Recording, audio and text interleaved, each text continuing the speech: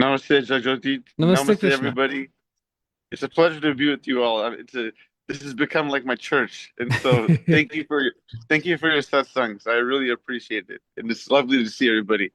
I just want to say something. Your point at the beginning about dying while we live, um, I I wanted to extend that a little bit further and say, imagine everyone who you love and care about is also dead.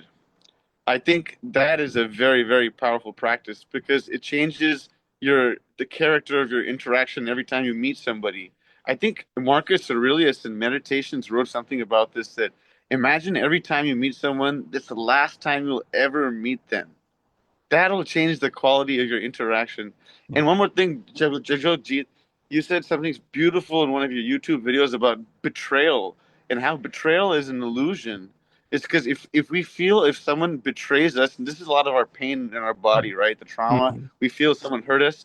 It's because we had an imagined vision of what their character was, and that Yeah, was just our faulty thinking process. yeah, And that really helped me so much, really getting rid of a lot of resentment for other people because I realized if I thought someone betrayed me or hurt me, that just means that I had a faulty notion of what their character was like. They're just like that anyway.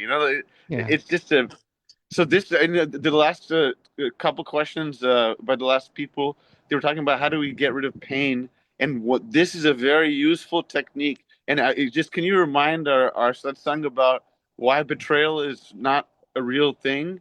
It's a beautiful lesson, Jajoti, and that's yeah, all. I love you all.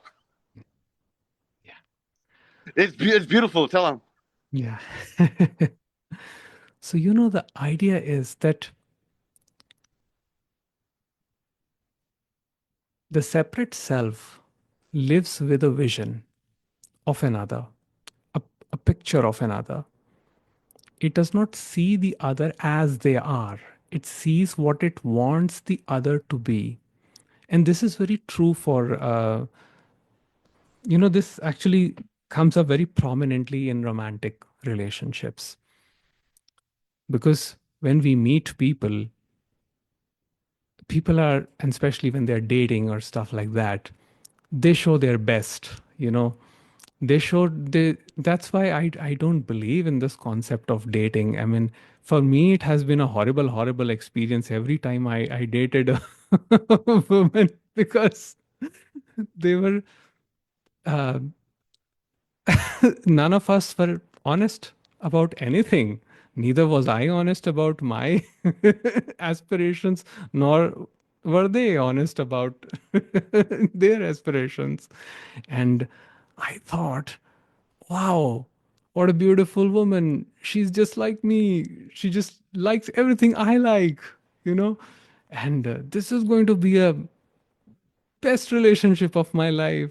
And I would imagine that I would marry this girl and would spend the rest of my life, perfectly, and would grow old with her. And it went on and on. And then 1 month, 2 month, three, and we are fighting like cats and dogs, and it's like complete chaos. And we like can't even see the other eye to eye, can't even have any conversation. And then this thought comes up, man, what happened? So, uh, well, I showed up in authentically, she showed up in authentically, and we bonded over inauthenticity. And now we expect that this relation should be the most beautiful relationship in our life. And slowly, when the truth came up for both of us, we realized that it was just image. It was game of images. The image me here was projecting an image over there, which did not exist. And the basis of that was what is missing in my life. And what is missing in my life, I want fulfillment of that through the other. So I do a lot of projection. And then when that ideal is not met, I feel betrayed. Immediately I bring up resentment. And I say, why? I say, why did this person do this to me? Well, they didn't do anything to me. They were like this from the very beginning. And they also feel hurt because I also showed up something they wanted to see in me. And then there was this, you know, first a beautiful interaction, and then the heartbreak, and then the pain, and this and that. So the whole idea is that when we keep resentment, we build resentment towards the other. It's because of this whole misconception about perceiving the other a certain way so as to bring comfort to myself. So it is all about me. It's not about the other person. And when that person does not meet our ideals, then we feel conflicted.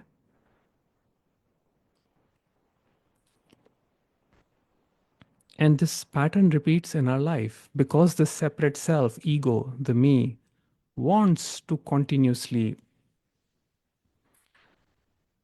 get something to feel whole.